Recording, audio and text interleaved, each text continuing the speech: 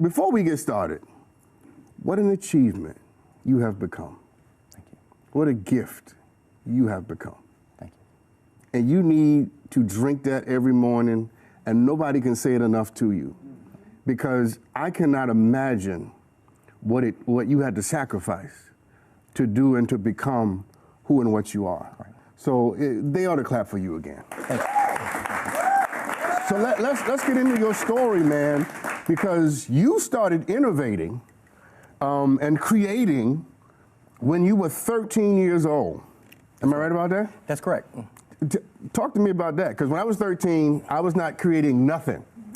So I would say my passion for technology came when my father bought me a computer at the age of 8 from Goodwill. And I've always had a love. From Goodwill? From Goodwill.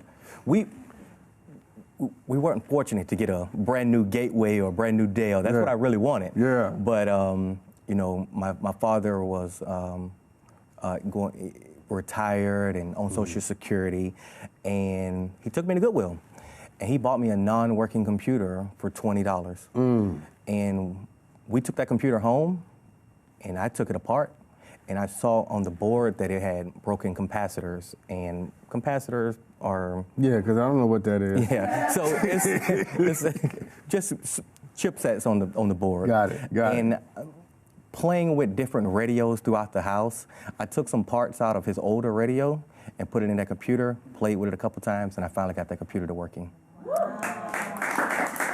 You know what's amazing about you? And what I'm loving about you already, and I just met you, is I fall in love real easy, is that you just make it sound like, you know, I took apart the radio, and I put some, where does that come from?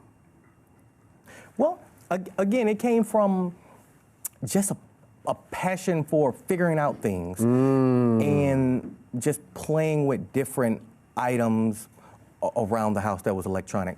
My parents, if we go a little bit farther than that, I'm not even supposed to be here today. Yeah, no, we're gonna come to that. And we're gonna come to that. Yeah. And so hold that part, because I want to stay here for a while. And here's why I want to stay here, because I want people to understand that I'm talking to someone who has a $62 million company. Correct. Right? Yeah, hello. You know what I'm saying? But here's the genius of it, is that the capacity to build that kind of company came from a basic curiosity that all children have.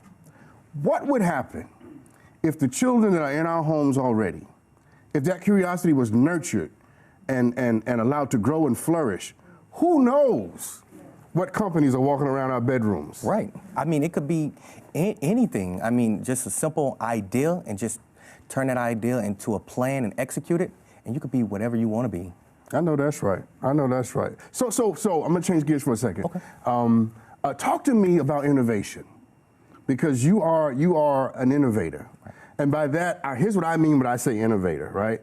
I mean someone who creates products and services either out of nothing or on the back of other things that have been created, but you improve what was already there. Right. Is that right? Correct. So majority of all of our products came about from different problems and trying to figure out a solution to those problems. I go into deep meditation, and I always assess the situation and figure out, okay, this is the problem. So what solution can I build to fix this problem? So you meditate? Yes. I have never heard of a techie guy who meditates. I have to figure out different software solutions and different products to build, to create opportunities and to improve technology. I have to meditate. So you mentioned the products. Yes. So, and you have some products here, right? Correct. These are some of your products. Now we're going to get to this product in a second. Yes. So hold that one on. Tell me about, and these are literally products that you and your company have created. Right. And I own the patents to them. And you own the patents to them? Yes. Which is even better. Yeah, that's amazing. I mean, just for the sake of clarity, can you walk me through some of the more interesting ones? Sure. That you want to give me? So this is our Figures F3 cell phone. Okay. This cell phone right here has 5G capabilities. Hold it up. Multi-user profile, and dual SIM capabilities. So if I asked you, can I borrow your phone, what would you tell me? No. Why is that? Because I don't want you to know what's in it. Right. So with the Figures phone, as soon as it has multi-user profile, so I can hand you my phone, sign it to a guest profile, and you won't have to worry about any of my personal content. Are you serious? Correct. So Are you serious? It keeps everything private. I love Freddie so much. And just not only that, it has dual SIM capabilities as well. So when you sign out of your profile, all of your phone calls will still be in the main line. Really? So you may have a child or something, and you want to hand them your phone. You don't want to hand them your iPhone. Yeah, so yeah. they go through your photos, Yeah. text messages, everything. So with a Figures phone, when you sign out, hand them a Pro. My son was in town the other week, and he was like, "Pops, let me use your phone." I was like, "The devil is a lie." Yeah, you don't want to. You don't want ain't them to getting see my that. phone. Right. But if I had your phone, I could have. Right. Now, if you say you're working on this, I will leap over this stage. Where is the battery that I don't have to plug into? Hopefully by June we will have that on the market. Shut up. Yes. So I built a wireless inductive charger. So as soon as you get 5 meters within range, your phone automatically starts charging. There's no cords, no cables, no anything. Leave your phone in your pocket, your purse, take a nap, wake up, your phone's fully charged. Let the church say amen. Are you serious? The joy that floods my soul. I have been telling people, whoever builds the first wireless charger is going to make $1 billion. Yes.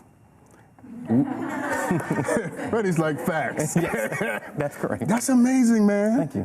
One more. Show me one more. So we got the Figures F Buds there. Those are our. These? Yes, sir. Those Okay. are our wireless earbuds. Now, here's a unique feature about them. These are hot. When they are paired with the Figures F3, they have auto translation. So I have 96 languages that automatically translate. So if someone calls you speaking French or Spanish, when paired with the Figures F3, it automatically translates that into English.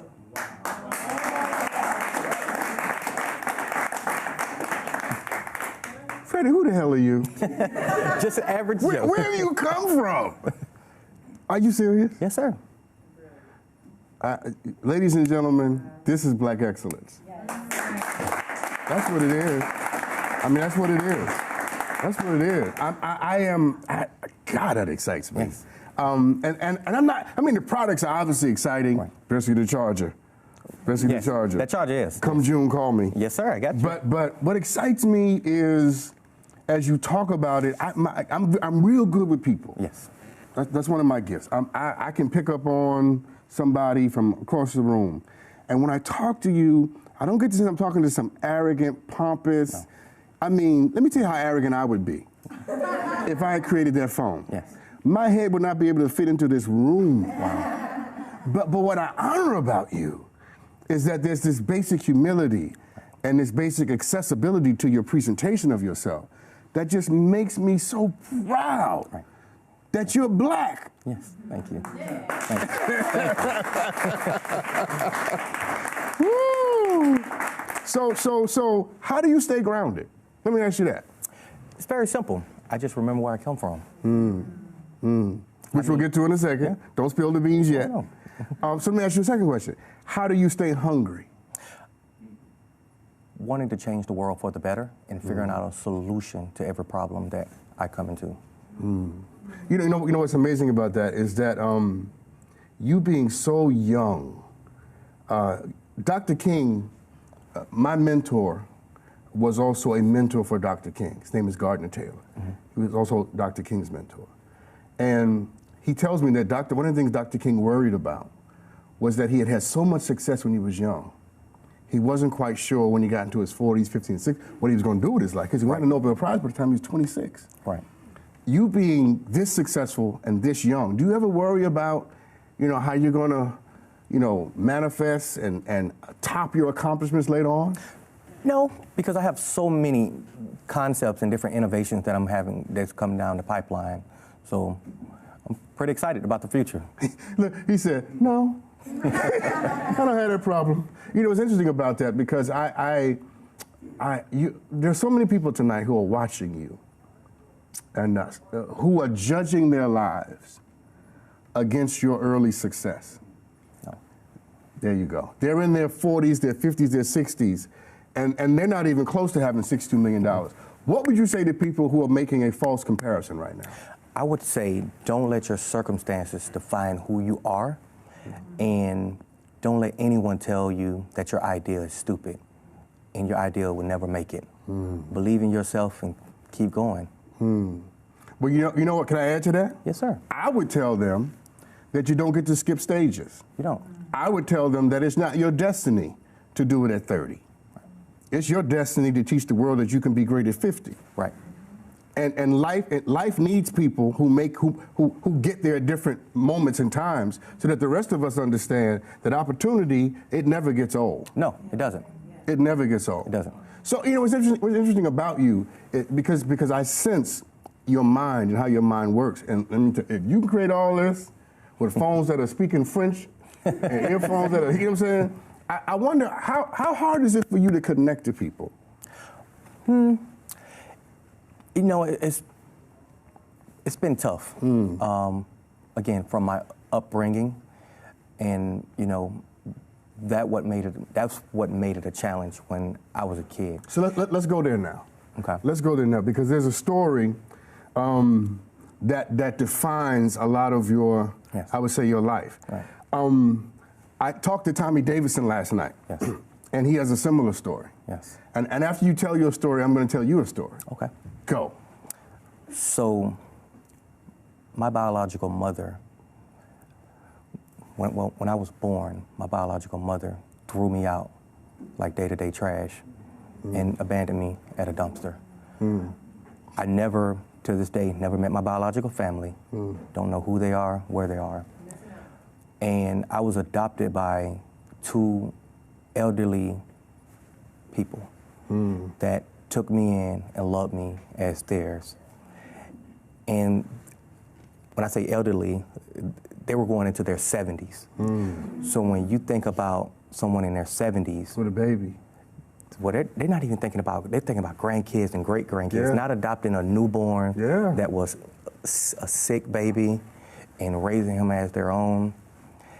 And growing up, it was tough because I was bullied a lot by kids because I come from a very small town. And, you know, kids who say, dumpster baby, you know, just criticize me. And my parents, again, they was in advanced aging, so they couldn't take me to the park to play football or catch. Yeah. So that's when my dad really got me that computer. And honestly, when you say interacting with people, that computer became my best friend. And that's what drove my passion for technology and just wanted to be different. Yeah. I love him so much. I could hug you right now. Oh. I mean, because it's such a, first of all, if your biological parents had known what they were throwing in the garbage, they'd have ran back out there and grabbed you. Do you understand that? Yes. It's amazing because how people with no vision and no forethought can give up on something too soon. Nobody knew they were throwing $62 million in the garbage can. I'm about to throw my shoe. I'm telling you, man. It's amazing. Now, you know, Tommy Davidson has a very similar story. Okay. Because he was left in a garbage can. Wow. And his adopted mom saw his foot sticking out from under a tire. It makes me want to ask you this. How did it bless you? It blessed me by knowing that there are good people out there. And again, for my father is everything that I had. My parents didn't have much. My mother was a sharecropper and my daddy was a maintenance man. And they didn't have an education. My mother stopped school in the 3rd grade to support her family. and they gave me everything they had just for me to get just a simple education. Wow.